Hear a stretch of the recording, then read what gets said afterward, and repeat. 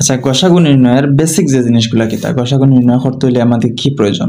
গসাগু নির্ণয় করতে 3টি নিয়ম প্রয়োজন। প্রথম হইল যে পাটিগণিতের নিয়মে প্রদত্ত রাশিগুলোর সাংখ্যিক সহগের গসাগু নির্ণয়। কি বললাম? পাটিগণিতের বইয়ে দেওয়া আছে অবশ্য। পাটিগণিতের নিয়মে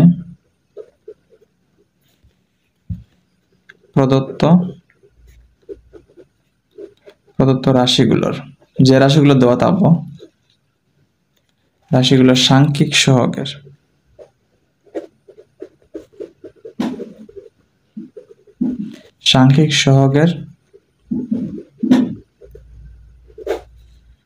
গসাগু নির্ণয়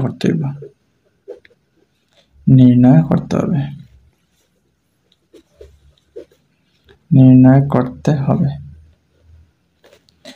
পাটিগণিতের প্রদত্ত রাশিগুলোর সাংখ্যিক সহগ, যে সাংখ্যিক সহগ আমরা আগে লাগলাম কিতা, ধরো 8xyz এবং 10xyz।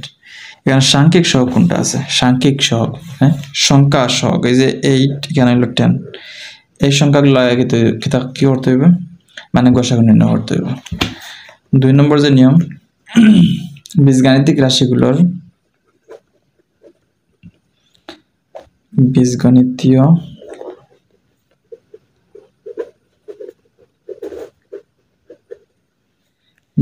রাশির মৌলিক উৎপাদক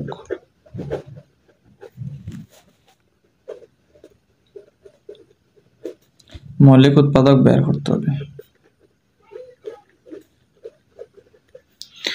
বীজগণিতীয় রাশিগুলোর মৌলিক উৎপাদক বের করতে হবে। মৌলিক উৎপাদক মানে এখানে এমন পর্যায়ে মানে ভেঙে ফেলতে হবে যাতে আর কোনোভাবে যাতে ভাঙা যায় না। যেমন 8কে যদি আমরা ভাঙি তাহলে 2 × 2 × 2, এটা কিন্তু মৌলিক। এখন বীজগণিত রাশি যেমন আছে ধরো x², কে যদি আমরা ভেঙে ফেলি তাহলে x × x, আর ভাঙা যাবে? আর ভাঙা যাবে না। তাহলে x × x, এটা হলো মৌলিক উৎপাদকে বের করতে হবে। বুঝলাম? আর একটা নিয়ম হলো 3 নম্বর নিয়ম, যেটা হলো সাংখ্যিক সহগের গসাগু।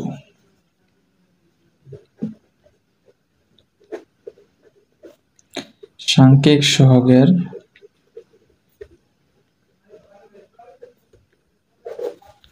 গসাগু এবং প্রদত্ত রাশিগুলোর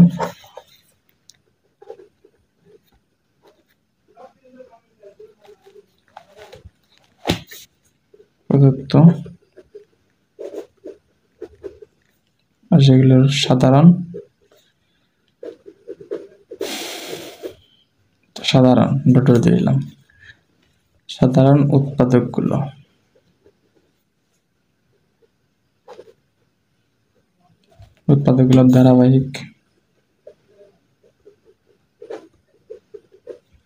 ধারাবাহিক গুণফল হচ্ছে নির্ণয় গসাগু। ওই যে সাংখ্যিক সহগের গসাগু এবং প্রদত্ত রাশিগুলোর সাধারণ মৌলিক উৎপাদকগুলোর ধারাবাহিক গুণফল হচ্ছে গসাগু। যেমন আমরা এখানে পাইলাম, ধরো 2টা রাশি দেওয়া আছে, ধরো 8x² yz² এবং দেওয়া আছে 10x³ y² z³ দেওয়া আছে। তাহলে এই দুইটা রাশির, এটা গসাগু কত হইব?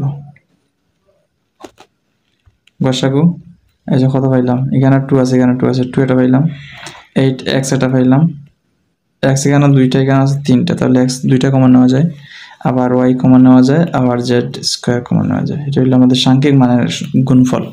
এই যে মানটা হলো, এটা হলো গুণফল, এটা হলো আমার গসাগু।